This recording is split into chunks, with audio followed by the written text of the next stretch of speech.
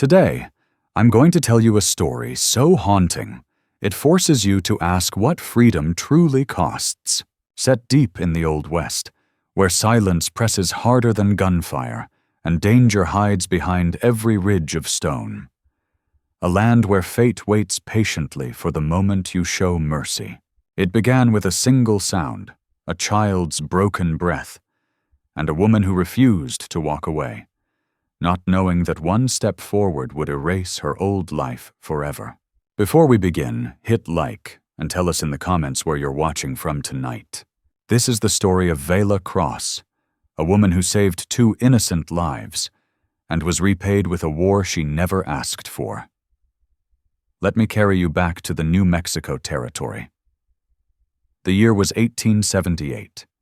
Picture a land stained in rust-colored stone and dried blood. A place where silence presses down so hard it feels like it's crushing your lungs. Deep inside a narrow box canyon hidden from maps and men alike. Far from the gaze of any settlement lived a woman named Vaela. At 24, she should have been dreaming of courtship or a warm home. Instead, Vaela Cross lived like a shadow passing through her own days. She was a healer, an herbal woman who knew which roots could break a fever and which leaves could stop a man from bleeding out in the dirt. But knowledge didn't earn her welcome. It made her different. And different was dangerous. She had fled west, carrying a secret born back east, the shame of being an unwed mother, and the silent agony of burying a child before he ever learned to speak her name. Society had marked her as ruined long before she ever crossed the plains. So Vaela did the only thing that felt safe. She vanished. Her days became measured by crushed roots, drying petals, and the slow passing of lonely light across canyon walls. She spoke to no one. She touched no one. She convinced herself that numbness was the same as peace. But the desert has a way of tearing down whatever walls we build. On a blistering Tuesday in July, Vaela's quiet life was torn open. She had gone down to the creek to gather willow bark when something caught her eye. 2 splashes of color against the brown earth. At first, she thought they were scraps of cloth left behind by travelers, but when she stepped closer, her heart slammed against her ribs. They were children, 2 little girls, no more than 4 and 6 years old. They lay collapsed in the mud. They were Apache, and in 1878 that alone should have filled Vaela with fear. Tension between settlers and the Apache was a spark waiting for fire. But when she knelt beside them, she didn't see enemies. She saw burning skin. She heard broken breathing, lungs fighting for air. She pressed her hand to the forehead of the older child, eerie, and jerked back as if scorched. Scarlet fever. The same sickness tearing through settlements across the territory, stealing children by the dozen. To bring them into her home was to invite death itself through her door. It was reckless. It was madness. Then the younger girl, Selah, let out a weak, trembling sound. A small, shattered whimper. That sound pierced straight through the years Vaela had spent burying her grief. In it, she heard the echo of the baby she had once lost. And the woman who had spent years trying to disappear suddenly found a reason to remain. She didn't run. She didn't ride for the sheriff. Vaela gathered the fever-hot children into her arms and carried them up the rocky trail to her dugout cabin. 3 days and 3 nights of agony and determination. Vaela Cross waged war against death itself. She didn't sleep. She barely ate. She crushed willow bark for pain, forced water between cracked lips, and when the fever rose and the girls thrashed in delirium, calling for a mother who could not come, Vaela did not pull away. She climbed into the narrow bed beside them. She held their shaking bodies against her own and sang. She sang the lullabies she never finished singing to her lost son. Her voice, rough from years of silence, filled the small earthen room with a fierce, trembling tenderness. Every drop of love she had never been allowed to give poured into those two fragile lives. In those nights, she was no longer just a healer. She was a mother, standing guard at the doorway of darkness. On the morning of the fourth day, the sun crested the canyon rim and spilled gold across the dirt walls. Vaela sat slumped in a chair, her body hollow with exhaustion. Then the bed stirred. Erie's eyes opened. The glassy veil of death was gone, replaced by clear, dark awareness. The fever had broken. They were alive. Vaela wept, not from sorrow, but from the overwhelming release of a battle won. She believed the hardest part was behind her. She thought she would return the children to their people, perhaps receive a silent nod of thanks, and then retreat once more into her quiet exile. She was wrong, because saving those girls didn't just draw the notice of the spirits. It drew the attention of their father. And Rauk wasn't a man who dealt in simple gratitude. He came the following morning, standing in her doorway like a figure carved from stone and mourning, blocking out the sun itself. He saw his daughters breathing. He saw them alive. Then his eyes shifted, and he saw the exhaustion carved deep into Vaela Cross's face. She expected words, maybe gratitude, maybe a simple exchange. Furs, food, something fair for what she had done. Instead, Rauk stepped forward without a sound and dropped a thick leather satchel onto her table. The weight of it made the wood creak. Then he placed a single sheet of paper on top. It was not a message of thanks.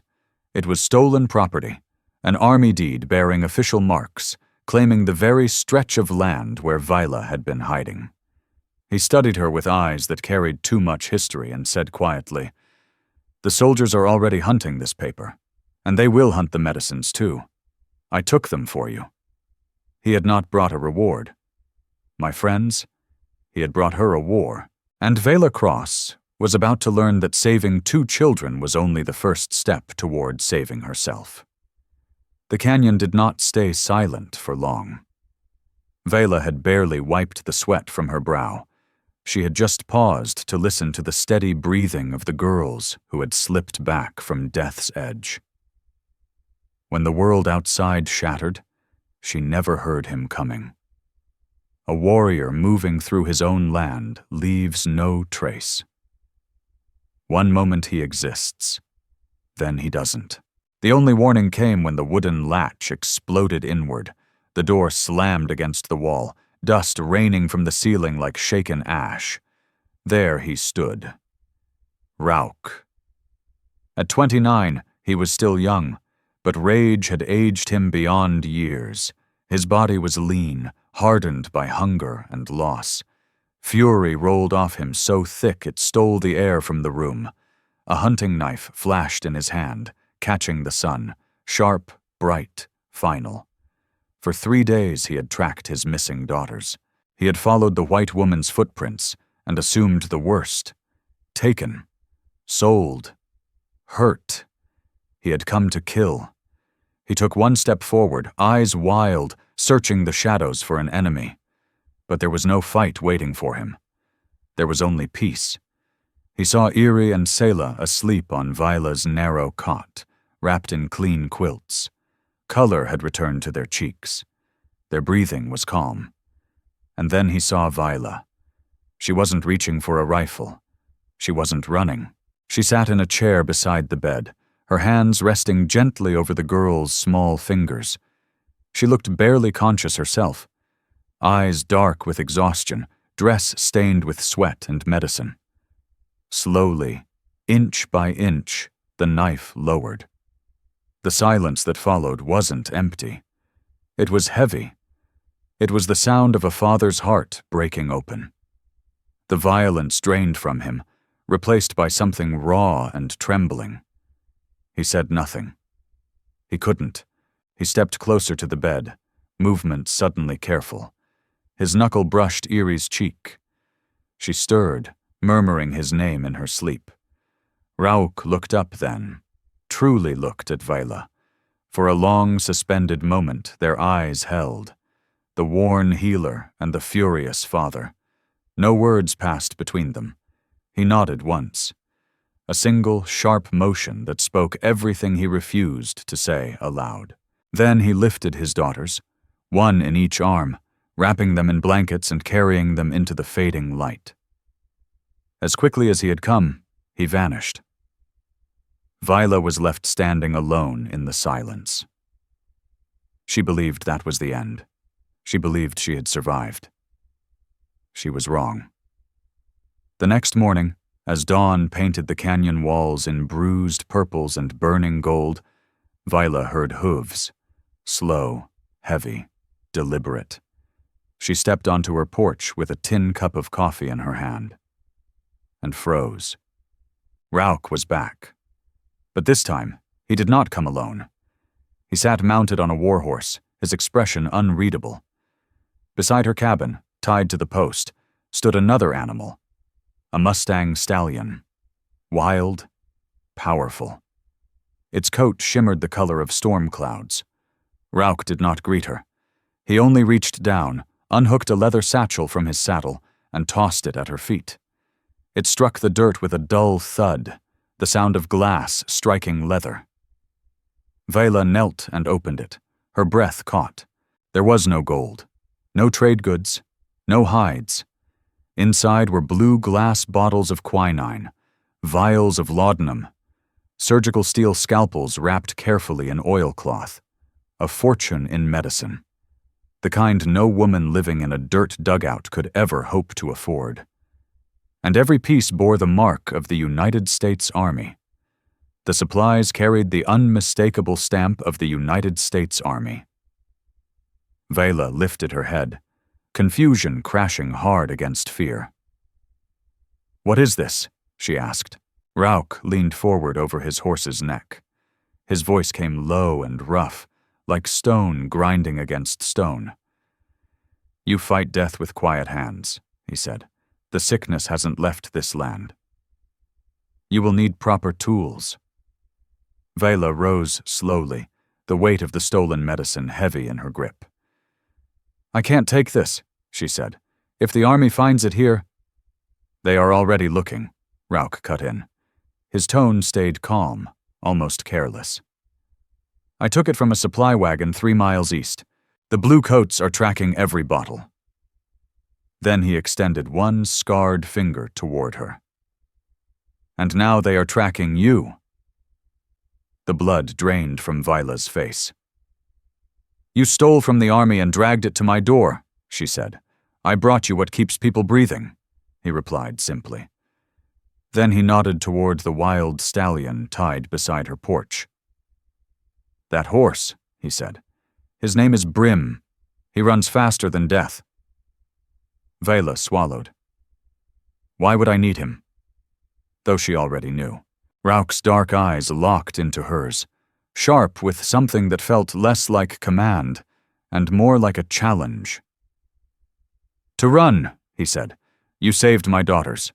That makes you part of this now." He straightened in the saddle.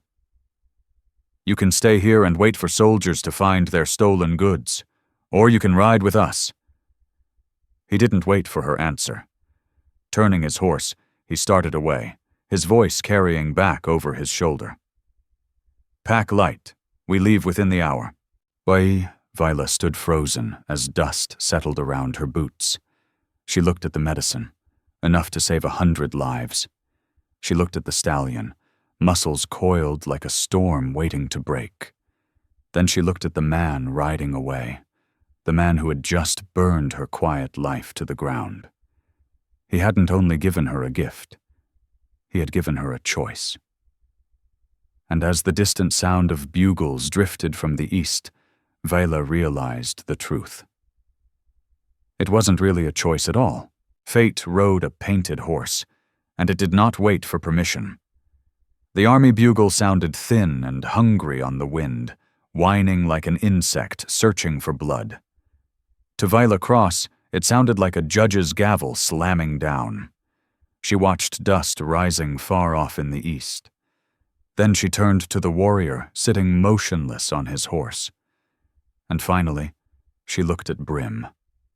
The decision wasn't freedom. It was an ultimatum wrapped in leather and iron. "You destroyed my life to save me," Vaela said, her voice shaking with heat and fury. She gripped the porch railing until her knuckles burned white. "I had a home. I had silence. I had safety." Rauk did not flinch. He sat tall, the morning sun carving sharp lines across his face, making him seem less like a man and more like the land itself, unyielding and unapologetic. "You had a cage," he said. His voice carried easily across the space between them. "You were hiding in a hole in the ground, waiting to disappear." He gestured toward the endless desert beyond the canyon. "I made sure you were found by the right people. My daughters need a healer." Then he added quietly, "My people are dying from things bullets cannot stop. They need hope." His eyes returned to her. "And right now, hope looks like you." Vaela turned toward her dugout. It was dark, small, empty. Then she looked at the medicine bag, the stolen tools that could keep hearts beating. She muttered a curse her father would have scrubbed her mouth clean for using. She packed in 5 minutes, her mother's Bible, a bundle of dried sage, her heavy wool coat, the stolen supplies. She left the table, the rugs, the false promise of safety, all of it for the soldiers to find. When she stepped back outside, Rauk was waiting. He watched as she struggled to climb onto Brim's back. The stallion was all muscle and nerve, shifting beneath her, ears pinned, breath hot and restless. Vaela was no rider. She was a town-bred woman who had learned how to survive, not how to ride into war. Vaela hauled herself into the saddle without a shred of grace, clutching the pommel like it was the only thing keeping her alive. Rauk didn't smile. He didn't mock her struggle. He only gave a short nod, turned his own horse, and started south. They rode in silence as the sun climbed higher, turning the land into a burning anvil. The path into the painted desert felt like entering another world altogether. The scrub of the canyon gave way to something strange and breathtaking. Towering stone columns rose like red cathedrals, streaked with pale lavender and chalk-white veins. The earth split open in deep ravines, and the sky stretched overhead in a blue so vast it nearly hurt to look at. For Vaela Cross, it was pure torment. Every step Brim took rattled her spine. The heat pressed down like a physical burden, stealing breath and drawing moisture from her mouth until her tongue felt thick and useless. She felt misplaced, like a woman built for walls and roofs, thrown into a land with no ceiling at all. Her eyes stayed fixed on Rauk's back. He rode with infuriating ease, his body moving in flawless rhythm with his horse, as if both had been carved from the same slab of living stone. At 29, he was young for a leader, yet the weight he carried was unmistakable. As the miles blurred together, Vaela began to notice small things, how his gaze never rested, how it swept constantly across ridgelines, shadows, and distant movement. The tension in his shoulders wasn't fear. It was responsibility. He wasn't merely a warrior. He was a shepherd guiding his people through a land filled with wolves. In the canyon, she had mistaken him for arrogance. Out here, beneath the open sky, she saw the truth. This was a man terrified of failing those who depended on him to live. By mid-afternoon, the heat turned merciless. Vaela's focus dulled. Brim sensed it. Sensing her fatigue and her lack of authority, the stallion decided to test her. They were edging along a narrow ridge when Brim suddenly shied at a rattlesnake coiled on a sun-warmed rock. The horse reared, muscles twisting violently. Vaela lost her stirrup and slid sideways, panic clawing at her throat. Her hands fumbled uselessly at the leather reins. "Whoa!" she cried, yanking back hard. It only made Brim fight harder. He danced dangerously close to the edge, hooves scattering loose shale into the abyss below. Vaela knew she was about to fall. She squeezed her eyes shut, bracing for the end. But the ground never came. A hand, strong, scarred, unyielding, closed over hers on the reins. Her eyes flew open. Rauk was beside her. He had brought his horse close, pressing its shoulder against Brim's flank to steady him. He was so near she could smell leather, sage, and the salt of honest sweat. "Stop fighting him," Rauk ordered. His voice wasn't loud, but it cut through her panic like a blade. "He's trying to kill me," Vaela gasped, her heart slamming against her ribs like a trapped bird. "He's trying to understand you," Rauk replied. He didn't release her hand. His palm stayed firm over hers, warm and rough against her shaking fingers. The contact sent a jolt through her that had nothing to do with fear. "You're tense," he said. "You're holding your breath. He feels that." The horse senses fear and thinks a predator is near. Rauk shifted closer in his saddle, his dark eyes locking onto hers, demanding her full attention. "Breathe." Then, softer. "Vaela, breathe with him." He guided her grip, easing the death hold she had on the reins. He drew in a slow, deliberate breath, his chest rising visibly. In and out. Vaela stared at him, caught by the intensity in his gaze, and copied him. She pulled the hot, dusty air into her lungs and released it in a long, trembling exhale. Beneath her, Brim responded. The stallion's ears flicked forward. The tightness drained from his neck. He lowered his head and released a quiet snort, matching her rhythm. "You see?" Rauk murmured. He still didn't move his hand. His thumb brushed the inside of her wrist. The touch was barely there, yet it struck like a current running straight through her veins. "You can't force a creature like this into obedience," Rauk said quietly. "And you can't force this land to accept you either. You have to move with it, give in to its rhythm, if only for a moment." Time seemed to loosen its grip on that ridge. The sun burned overhead. Cicadas rattled through the dry grass. The world narrowed until nothing existed beyond the heat of Rauk's hand resting over Vaela's. She forgot the army, forgot the bounty, forgot the past chasing her across the plains. All that remained was his touch.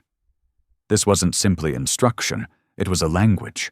He was showing her how to survive him, how to survive this life she'd been dragged into. Don't resist. Breathe. Listen. Connect. Vaela swallowed, her throat dry. I think I understand." Rauk held her gaze a second longer. And in that suspended breath between them, something flickered. Recognition. A spark neither of them dared to name. Then, slowly, he withdrew his hand. The absence of it left her skin cold despite the desert sun. "Good," he said, already turning back toward the trail, the stoic mask sliding into place once more. "We ride.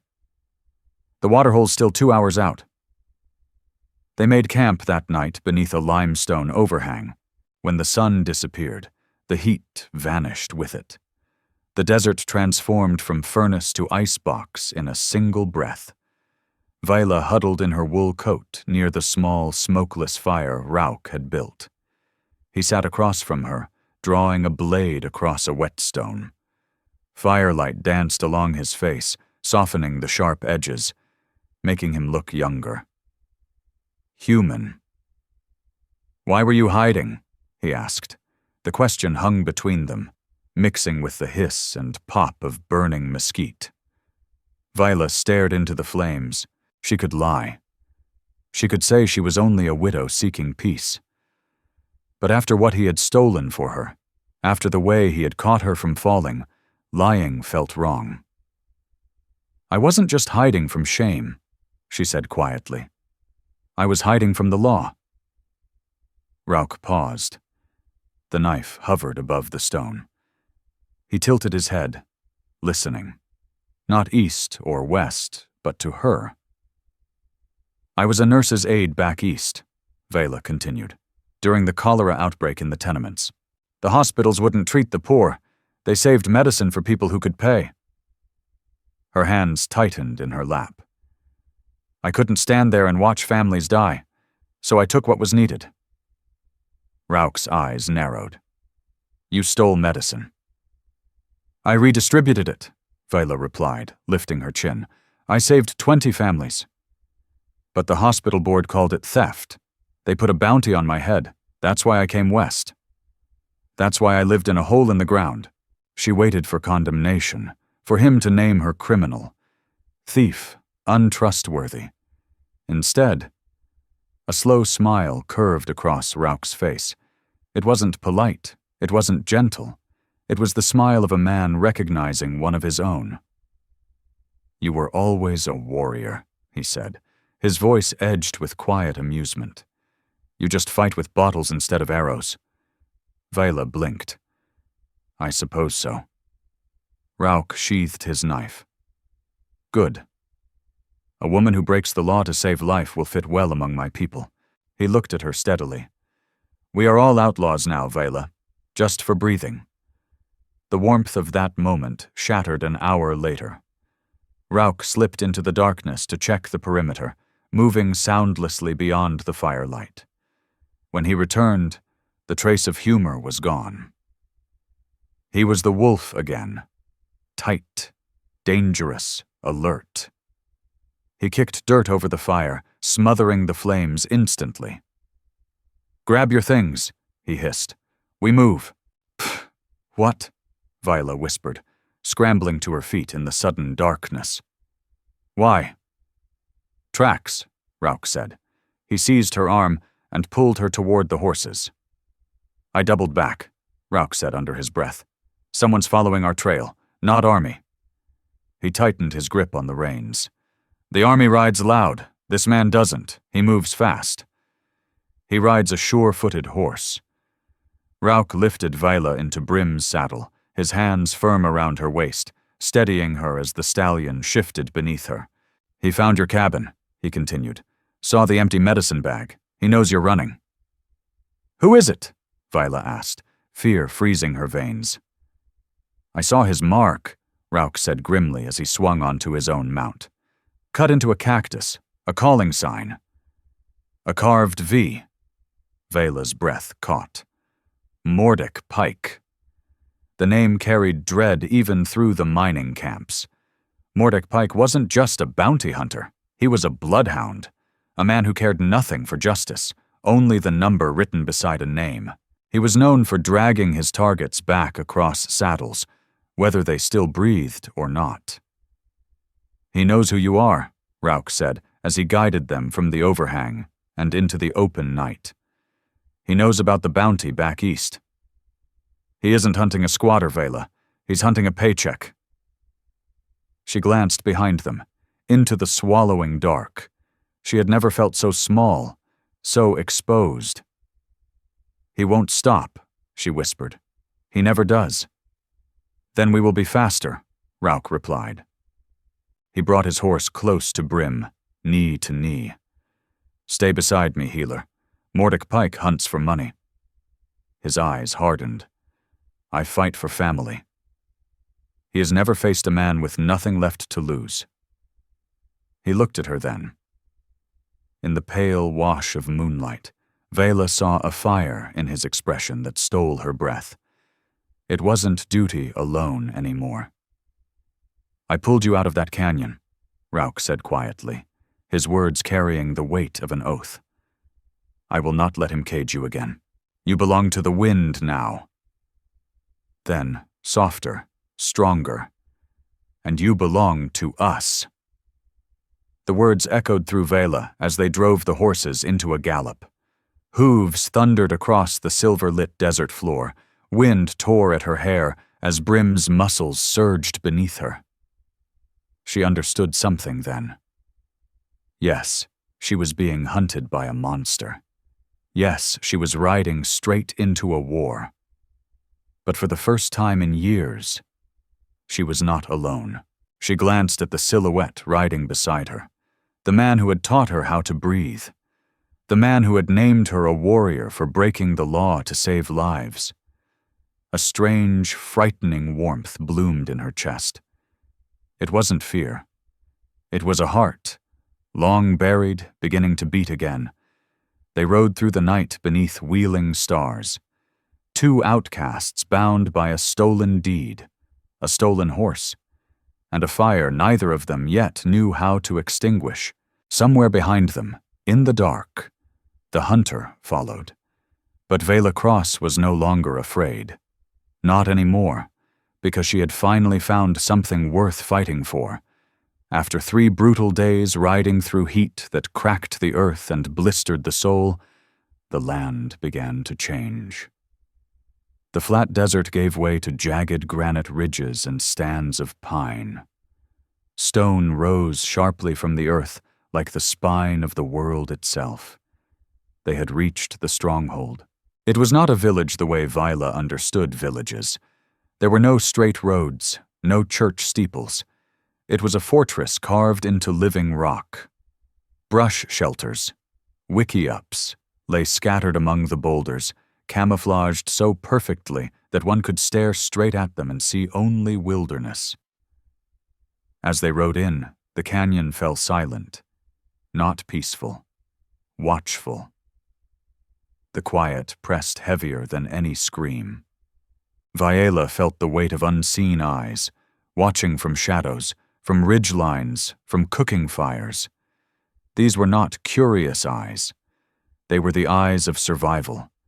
Men scarred by army sabers, women who had buried husbands during the reservation wars, children who learned to silence their tears before learning to walk.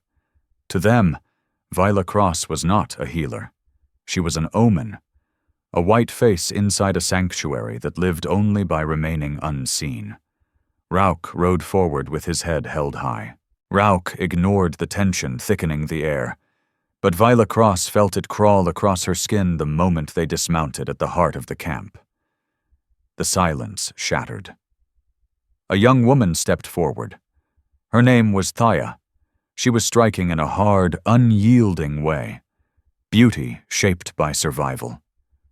Her eyes burned with pride, tangled tightly with betrayal. Thea had watched Rauk for years. She had helped raise his daughters after their mother died. She had woven blankets for his lodge, tended fires meant for his family. In her heart, a future had already been written, one where she stood beside him as his wife. Now he returned, not with victory, but with a pale, dust-covered stranger riding a stolen horse. Thea did not shout. She didn't need to. Her finger lifted, trembling as it pointed at Vaela. Her voice cut through the camp like a lash. "You bring the enemy to our fire," she said. Her English was broken, but her meaning was sharp as flint. She turned on Rauk, eyes flashing. "Why? Why do you bring the Bluecoat's shadow here? She is not one of us. She will never be one of us." A low murmur rolled through the camp, deep and dangerous like wolves drawing closer. Rauk stepped forward. He placed himself between them, a wall of calm strength. "She saved my daughters," he said. His voice carried off the canyon walls. "She is under my protection." "Protection?" Thea spat the word. "She is a signal fire for soldiers. If she stays, we die." Vaela stood frozen, clutching her medicine bag as the truth of those words sank deep into her gut. She was danger. She was an outsider. For one fleeting moment, she considered turning Brim around and riding straight back into the desert, facing the bounty hunter alone rather than this hatred. Then the wind changed. not symbolically. The wind truly shifted. It carried no pine or dust, only the sour, metallic stench of sickness drifting from the elder's lodge at the far edge of camp. A wail rose. It was raw, broken, hopeless. The sickness had not left the land. While Rauk had been gone, a violent stomach fever had swept through the elders, the storytellers, the grandparents, the spine of the tribe. Thea spun and ran toward the lodge. Vaela hesitated only a heartbeat before following. Inside the wide wickiup, horror waited. 5 elders lay on fur mats, bodies ravaged by fever and dehydration. The air inside was suffocating with heat and despair. Thea dropped to her knees and began the old ways. She burned sage, waving smoke across the trembling bodies. She mixed clay and water, pressing it to skin while chanting to the spirits. Her voice was strong, desperate, begging the ancestors to intervene. But the sickness moved faster. It was cruel. One elder, the tribe's keeper of stories, began to seize, his body arching violently, eyes rolling back. Thea cried out, pressing her hands to his chest, tears streaming as her prayers echoed uselessly against the walls. The old ways were powerful, but this disease, brought by encroaching settlements, was not one they could touch. Thea looked up. Panic shattered her anger. She was losing them. That was when Vaela stepped past her. She didn't ask permission. She didn't apologize. She dropped the leather satchel, the dangerous reward, onto the dirt floor. "Get me water," Vaela ordered. Her voice was not loud, but it carried the weight of command. "Boiled." Thea stared at her, stunned. "Move," Vaela snapped. The sharpness in her tone cut through the trance. For the next 12 hours, the war between Vaela and the tribe disappeared, replaced by a far more important one: the war for life. Vaela opened the stolen blue bottles. Vaela measured the laudanum carefully, counting each drop until the seizures slowed. She mixed saline with steady precision, hands that never trembled even as her heart hammered in her chest. With clean surgical steel, she opened an infection along the storykeeper's leg, working swiftly before the fever could reclaim him. She moved like a woman driven beyond exhaustion, from one elder to the next, cooling burning brows, forcing small sips of water, checking pulses again and again. She cleaned filth and sickness without hesitation, never once turning her face away. She treated the elders with the same gentleness she had given Irie and Selah. She did not eat, she did not drink. The sun sank. The moon climbed high, throwing long silver shadows across the camp. Thea watched. At first her gaze carried only suspicion, but hour by hour, something shifted. She saw the elders breathing steady. She saw the fever finally loosen its grip on the storykeeper, and she saw Vaela, pale, swaying with exhaustion, refuse to sit until every single patient lay stable.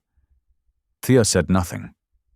Quietly, she began bringing Vaela fresh water. She wiped sweat from her brow.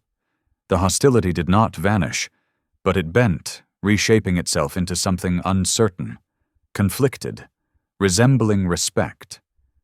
Just before dawn, the crisis broke. The elders slept peacefully. Vaela rose to check the final patient, but her legs betrayed her. The long ride, the confrontation, the endless night of nursing collapsed upon her all at once. The world tipped. She crumpled onto the dirt floor, curling beside the old man she had saved, her fingers still resting over his pulse. She was asleep before her cheek touched the dust. Rauk had watched everything. He had stood in the doorway for hours, a silent sentinel. He had seen Thaya's prayers fail, and he had watched Vaela's magic, born of knowledge, will, and stubborn mercy succeed. Now he entered the lodge. The air hung thick with sage and medicine. He looked first to Thaya, seated in the corner, drawn inward, her strength spent. He did not boast. He did not judge. He simply inclined his head, acknowledging her pain. Then his gaze fell to the floor. There lay Vaela Cross, the woman he had dragged from her canyon, the woman burdened with stolen supplies. She was covered in dirt, her hair loosened from its pins, her dress ruined beyond care. And yet, Rauk thought she was the most beautiful sight he had ever known. He knelt beside her. He did not wake her. With a gentleness that contradicted his warrior's strength, he slid one arm beneath her shoulders and another beneath her knees, lifting her with ease. She stirred in her sleep, her head settling into the hollow of his shoulder, her breathing slowly matching his own. He carried her from the elder's lodge into the cool air before dawn. The camp was waking. People paused in their movements, watching as their war leader carried the white woman, not as a prisoner, not as a guest, but as something precious, as an equal. He passed his family fire where Eerie and Selah waited, wide-eyed with worry. They ran to him, staring at the sleeping woman in his arms. "Is she sick, Father?" Eerie whispered, fear trembling in her voice. "Did the bad spirits take her?" Rauk looked down at his daughters, then at the woman resting against his chest. The woman who had fought death twice for people who were not her own. The woman who had met hatred with healing. "No, little one," he murmured, emotion roughening his voice. "She is not sick." He paused. "She is only resting after battle." Then he stepped into his own lodge, a private place. It was a family space. Rauk laid Vaela Cross down upon his own sleeping furs, pulling a thick buffalo robe over her shoulders to guard her from the chill of early morning. For a long while, he remained seated beside her, watching the slow rise and fall of her chest. Only then did he understand something important. The plan he had carried into the canyon had changed. He had not brought his people a healer. He had brought them a partner. Rauk turned and looked toward his daughters, who hovered at the entrance of the lodge, peering inside with wide eyes. "Look at her," he said quietly. "Remember this. She does not share our blood, but she carries our spirit." Outside, the sun crested the mountains, washing the stronghold in gold. The elders lived, the healer slept, and the wall separating two worlds had begun to crack. But Rauk knew something Vaela did not. He knew Mordek Pike was still out there, and men like Pike did not care about spirit. They did not care about healing. They did not care about love. They cared only for the hunt.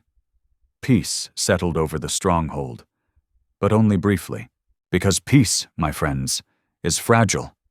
It is like glass, beautiful to behold and easy to break. For Vaela Cross, the breaking came 3 days later, not with an explosion, but with a shout. It echoed through the canyon, slamming against stone walls. Mordek Pike had found them. He did not come with an army. He came with 6 hardened men, rifles leveled at the narrow mouth of the canyon. Pike knew better than to charge the stronghold. That would be suicide. So he chose a sharper weapon. Fear. "Send out the White Witch!" Pike's voice thundered. "Give us the woman and we leave the rest of you breathing. Keep her!" he shouted, "and we burn this canyon until nothing but ash remains." Panic ripped through the camp. The elders, still weak, looked to the children. The warriors looked to the ridges, knowing reinforcements would not be far behind. A murmur spread. A question no one wanted to speak aloud. Was one life worth the survival of the whole tribe? Especially the life of a stranger. Vaela stood at the center of the camp, listening as the whispers curled around her like smoke. Guilt pressed against her chest until breathing hurt. She looked at Irie and Selah, clinging to each other in terror at the shouting voices beyond the rocks. And in that moment, she understood something painful. Love is not always about holding on. Sometimes, love means letting go. She did not wait for the elders to decide. She did not wait for Rauk to fight for her. Vaela walked into her dwelling, lifted her coat, and stepped back into the sunlight. "No!" Irie cried, trying to run to her. Vaela turned, tears streaking through the dust on her face. "Stay," she said gently. "I have to go, little one. I have to keep you safe." She passed the warriors who could not meet her eyes. She passed the cooking fires, and she walked straight toward the canyon mouth, hands raised in surrender. Mordecai Pike waited there, mounted, a crooked smile curling his lips. He looked at her like a prize on display. "Smart girl," Pike sneered as she approached. He dismounted and pulled heavy iron shackles from his saddlebag. "You caused me plenty of trouble, nurse." He seized her wrists and snapped the cold metal closed. The sound was final. A lock sealing her freedom. A lock sealing her fate. "Get on the horse," Pike ordered, shoving her toward a spare mount. "We've got a long ride to the gallows." Vaela shut her eyes. She had lost. But the girls were safe. That had to be enough. Then, the ground began to tremble. It started as a faint vibration beneath the soles of her boots. The trembling grew into a rhythm. Thump, thump, thump. It sounded like a heartbeat. Then it became something else. Hooves. Mordecai Pike spun, his hand flying for his pistol. From the shadows of the canyon, a rider exploded into the light. But it wasn't just any rider. It was Rauk. And he wasn't mounted on his scarred warhorse. He rode Brim, the wild gray mustang he had given to Vaela. The horse she had learned to breathe with. The one that ran faster than death. Rauk did not reach for a weapon. He didn't need one. He drove Brim straight toward Pike. The stallion reared, hooves slicing the air inches from the bounty hunter's face. "You made a mistake," Rauk said. His voice was terrifyingly calm. "She's a criminal!" Pike shouted, stumbling back, fingers shaking on his gun. "She's a thief, a witch who steals from the government." "Look up," Rauk commanded.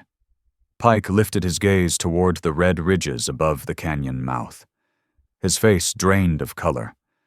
Lined along the cliffs, silhouetted against the sun, stood dozens of figures. They were not warriors. They were the women of the tribe. And at the front stood Thea. Her bow was drawn, her aim steady. Only days before, she had hated Vaela. Now her eyes held something else entirely. Loyalty, not born of blood, but of battle. Rauk leaned forward in the saddle, his shadow falling over Vaela and Pike alike. His gaze dropped to the chains cutting into Vaela's wrists. Fire ignited in his eyes, hot enough to burn the world. "She is not a witch," Rauk declared, his voice ringing across the canyon. "She is Ishan, the giver of life. She healed our elders. She saved my daughters. She belongs to this land. And she belongs with us." He extended his hand toward Pike, palm open. "You want to take her?" he asked softly. "Then you take us all. Every arrow. Every blade. Every mother standing on that ridge who owes this woman a debt." Pike's eyes darted upward again, to Thaya's arrow aimed squarely at his heart, then to Rauk, seated atop the wild stallion like a desert king. He was a hunter, not a fool. Pike cursed, spat into the dirt, and unlocked the shackles. They fell to the ground with a heavy clang. "This isn't over," he snarled as he mounted his horse. "It is today," Rauk replied. The posse retreated in a cloud of dust. When the canyon finally stilled, Vaela stood trembling, rubbing her bruised wrists. Rauk slid from Brim's back. He said nothing. He only pulled her into his arms, burying his face in her hair, holding her so tightly she felt his heart hammering against her own. She was not a prisoner. She was not a fugitive. She was Ishan. And she was home. The dust settled. The bounty hunter was gone, driven away by a people who had chosen to fight for an outsider. But fear is not easily silenced, and for Vaela, the quiet that followed felt like a ticking clock. She returned to Rauk's lodge, her hands shaking, not from iron, but from the terrifying realization of how close she had come to destroying their sanctuary. She began to pack. She folded her wool coat. She reached for the medicine satchel. She told herself she was leaving to protect them. A woman with a price on her head could never be safe. Worse, she would always paint a target on the children she had grown to love. As she reached for the door flap, a hand stopped her. Rauk stood there. He no longer looked like the warrior who had challenged a gunman. He looked tired, human, desperate. In his hand was a sheet of paper. The deed, the stolen army land claim he had thrown onto her table back in the canyon, the dangerous gift that had started everything. Vaela stiffened. "I'm leaving," she said. "Rauk, you saw what happened," Vaela said, her voice breaking. "I'm a danger to you. I'm a danger to the girls." Rauk looked down at the paper in his hand. Then he looked at her. Slowly, intentionally. He tore the deed in half. Then again. And again. The fragments drifted to the dirt floor like falling snow. "It was never about land," he said quietly. "Vaela," he continued, his voice low, "I brought you trouble so you would move." She stared at him. "I saw you in that canyon," he went on, stepping closer, invading her space in a way that no longer felt threatening, only certain. "You were fading. You were drowning in silence. If you stayed buried there, you would have withered." He lifted his hand, his rough thumb tracing gently along her jaw.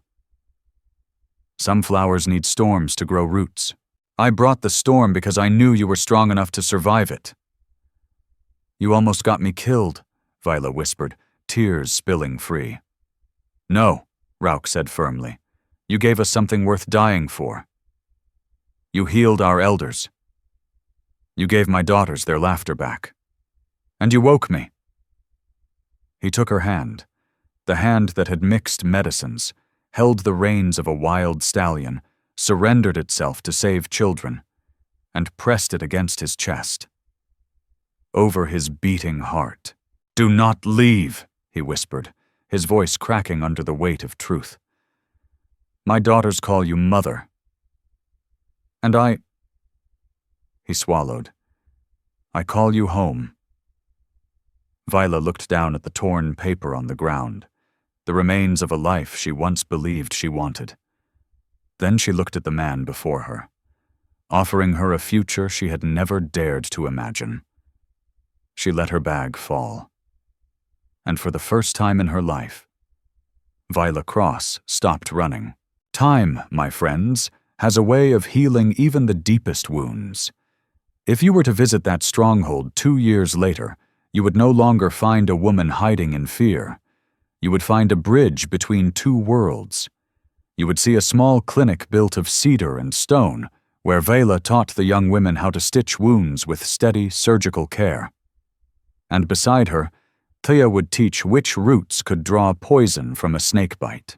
You would see 2 little girls, Iri and Selah, laughing in the sunlight, braiding Vaela's hair with feathers and beads, weaving her forever into their family. And in the evenings, when the sun set the canyon ablaze with color, you would find a man and a woman standing on the ridge, Rauk and Vaela. They no longer needed words. They simply stood, hands clasped, watching the horizon not for enemies, but for the quiet gift of another day survived together. Vaela Cross believed she was saving 2 little girls by the river that day. She never knew she was saving herself. Rauch's reward had looked like a burden, a stolen horse, a dangerous journey, a life on the run. But it was the greatest gift of all. It was a question. Are you willing to release the safety that is slowly killing you, to find the danger that teaches you how to live? Vaela said yes, and life answered her with a love that ran faster than death. And that, my friends, is where we leave Vaela Cross and Rauch. Before you go, I want to ask you something. Look back on your own life. Have you ever been handed a suspicious reward, a struggle, a loss, a sudden change that felt like a curse, only to discover later it was the very thing that saved you? Tell me your story in the comments below. I read every single one. And while you're there, let me know where you're listening from tonight, whether you're watching the sunset in Arizona or sipping coffee in Maine. Finally, let me send my deep thanks to you. Your presence means more than you know. If today's story awakened something inside you, don't let the trail end here.